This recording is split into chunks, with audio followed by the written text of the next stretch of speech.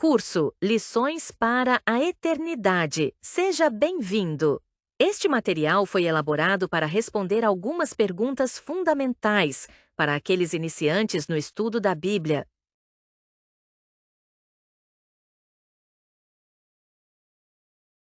Hoje vamos estudar talvez o tema mais polêmico que existe: a morte.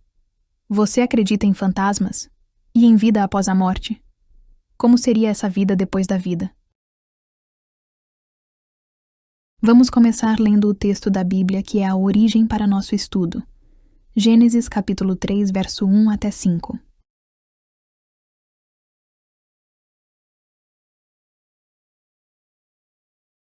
Ora, a serpente era o mais astuto de todos os animais selvagens que o Senhor Deus tinha feito.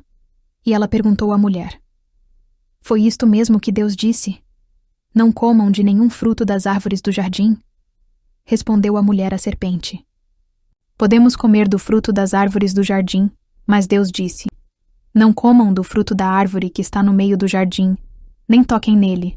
Do contrário, vocês morrerão. Disse a serpente à mulher: Certamente não morrerão. Deus sabe que, no dia em que dele comerem, seus olhos se abrirão, e vocês serão como Deus, conhecedores do bem e do mal.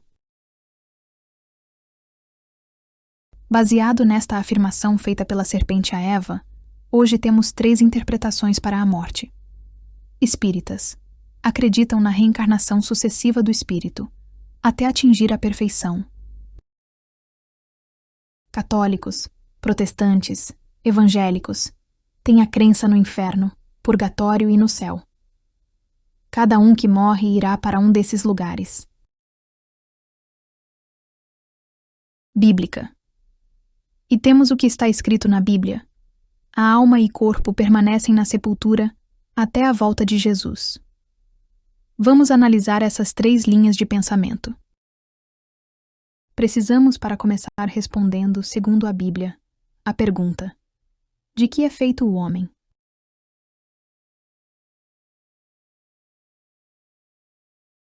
E formou o Senhor Deus o homem do pó da terra, e soprou em suas narinas o fôlego da vida. E o homem foi feito alma vivente. Gênesis capítulo 2, verso 7. Então temos a fórmula: pó da terra mais fôlego de vida igual a alma vivente. Interessante. Escolha de palavras, pois não disse que o homem recebeu uma alma, mas sim que se tornou uma. O que é a morte? Com o suor do seu rosto, você comerá o seu pão, até que volte à terra, visto que dela foi tirado. Porque você é pó, e ao pó voltará. Gênesis capítulo 3, verso 19. Temos uma nova fórmula: alma vivente menos fôlego de vida igual a pó da terra. Novamente o texto não faz separação entre corpo e alma como muitos entendem. E os animais? Vão para o céu? Animais têm alma? Para as religiões esotéricas, os animais têm um espírito assim como nós. Isso é verdade? Vamos analisar o texto bíblico.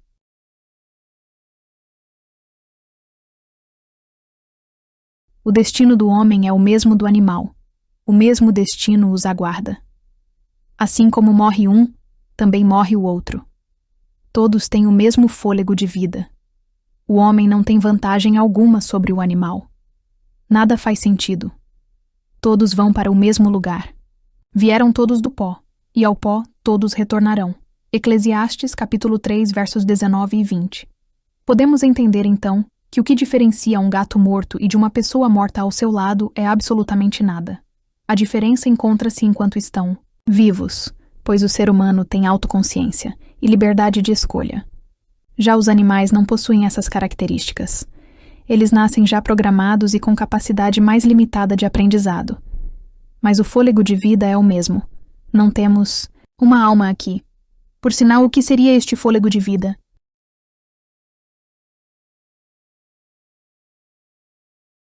Quando estamos com suspeita de algum problema no cérebro, nós fazemos um eletroencefalograma. Quando estamos com suspeita de algum problema no coração, nós fazemos um eletrocardiograma. Quando alguém sofre uma parada cardíaca, Uma das formas de reanimação é através de choques elétricos. Já está comprovado que temos muita energia elétrica fluindo em nosso corpo. O tema, inclusive, foi usado em filmes de ficção científica como a trilogia Matrix. Então, meus caros, o fôlego de vida é eletricidade. Somos uma máquina bioelétrica. Na doutrina espírita eu morrerei e reencarnarei muitas vezes. O que a Bíblia diz? Se acreditarmos em sucessivas reencarnações e em nossa melhora até que sejamos transformados em espírito de luz, precisamos do sacrifício de Jesus na cruz pelos nossos pecados? Hebreus capítulo 9, verso 27. Da mesma forma, como o homem está destinado a morrer uma só vez, e depois disso enfrentar o juízo, Ezequiel capítulo 18, verso 4. Eis que todas as almas são minhas. Como o é a alma do Pai, assim também a alma do Filho é minha. A alma que pecar, essa morrerá. Ezequiel capítulo 18, verso 20. A alma que pecar, essa morrerá. O filho não levará a iniquidade do pai, nem o pai levará a iniquidade do filho. A justiça do justo ficará sobre ele, e a impiedade do ímpio cairá sobre ele. Essas passagens mostram a não existência de uma alma incorpórea que vive fora do corpo. É dito que morremos uma vez, e que a alma, ou seja, a pessoa, morre. Quem é o único ser imortal? Precisamos entender que imortalidade é um atributo divino. Vamos ver novos textos. Aquele que tem, ele só, a imortalidade, e habita na luz inacessível, a quem nenhum dos homens viu nem pode ver, ao qual seja honra e poder sempiterno. Amém. Timóteo 6,16 Ora, ao Rei dos séculos, imortal, invisível, ao único Deus sábio, seja honra e glória para todo o sempre. Amém. 1 Timóteo 1,17 Se possuímos imortalidade, então a mentira contado no Éden de que não morreríamos, e seríamos como Deus é verdade, porque imortalidade faz parte da divindade. O que o homem é, então?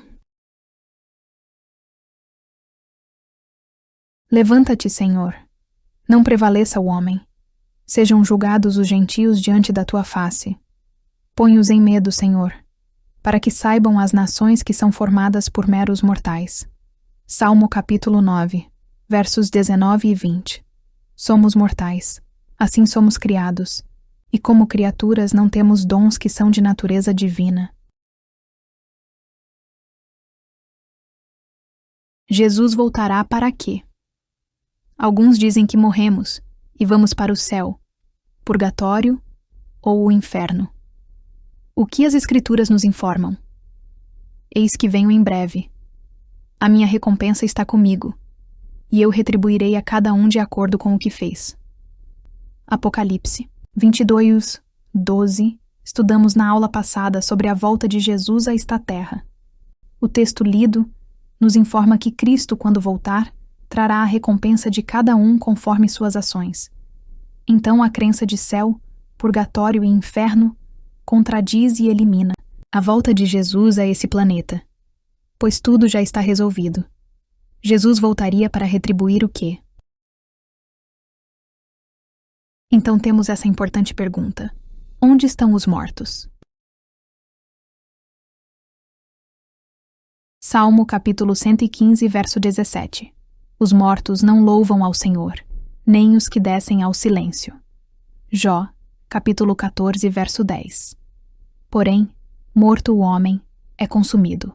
Sim, rendendo o homem o espírito. Então, onde está ele? Como as águas se retiram do mar, e o rio se esgota, e fica seco.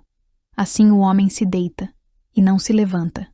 Até que não haja mais céus, não acordará nem despertará de seu sono. Jó, capítulo 14, verso 21. Os seus filhos recebem honra, sem que ele o saiba. São humilhados, sem que ele o perceba.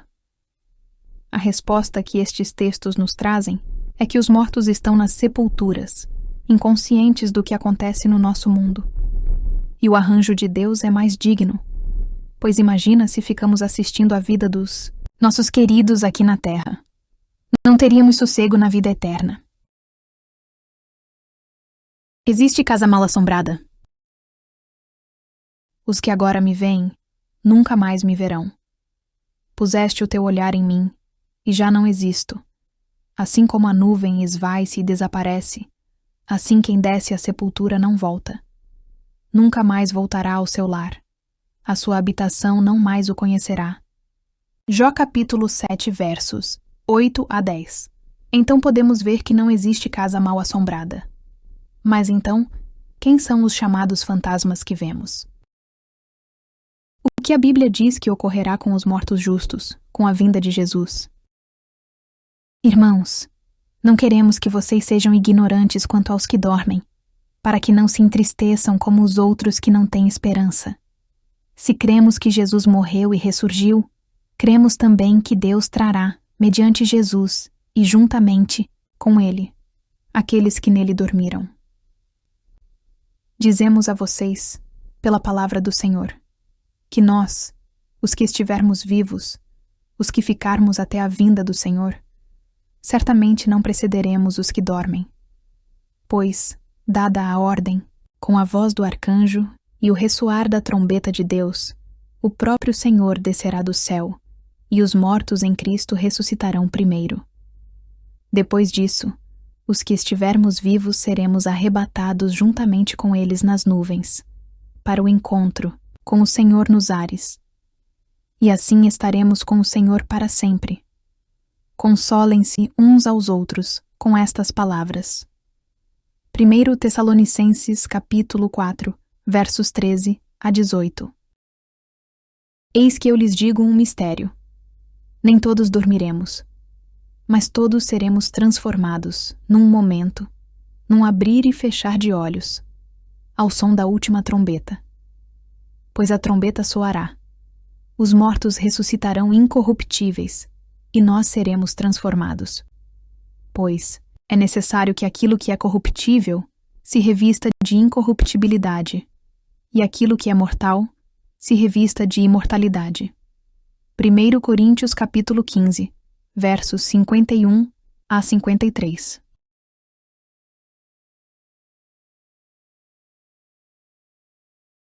Respondendo à pergunta mais atrás, o que são os fantasmas que aparecem por aí?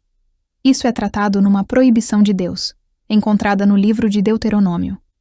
Entre ti, não se achará quem faça passar pelo fogo a seu filho ou a sua filha, nem adivinhador, nem prognosticador, nem agoureiro, nem feiticeiro, nem encantador, nem quem consulte a um espírito adivinhador, nem mágico, nem quem consulte os mortos.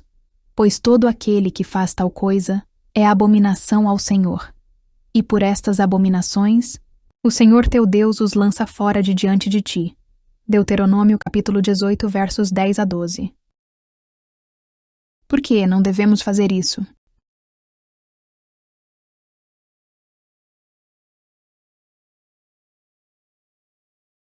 Segundo Coríntios capítulo 11, verso 14e. Não é maravilha, porque o próprio Satanás se transfigura em anjo de luz. Apocalipse capítulo 16, verso 14. Porque são espíritos de demônios, que fazem prodígios, os quais vão ao encontro dos reis da terra e de todo o mundo, para os congregar para a batalha, naquele grande dia do Deus Todo-Poderoso. Então sabemos agora que estes chamados espíritos de nossos falecidos nada mais são do que anjos caídos, mantendo viva a mentira do Éden. Certamente não morrerás. Com o que a Bíblia compara a morte? Assim falou, e depois disse-lhes: Lázaro, o nosso amigo, dorme, mas vou despertá-lo do sono. Disseram, pois, os seus discípulos: Senhor, se dorme, estará salvo. Mas Jesus dizia isto da sua morte. Eles, porém, cuidavam que falava do repouso, do sono. Então Jesus disse-lhes claramente: Lázaro está morto. João capítulo 11, versos 11 a 14. Jesus, Paulo e outros na Bíblia comparam a morte a um sono, quando nele não temos consciência do que acontece à nossa volta. Isso é a morte. Disse-lhe Jesus: Eu sou a ressurreição e a vida. Quem crê em mim, ainda que morra, viverá. E todo o que vive e crê em mim não morrerá, eternamente. Crês isto? João capítulo 11, versos 25 e 26. Essa é a promessa de Jesus para nós. Finalizamos o estudo de hoje. Na descrição tem mais links de estudos para aprofundar o tema. Até o próximo tema: o estilo bíblico de viver.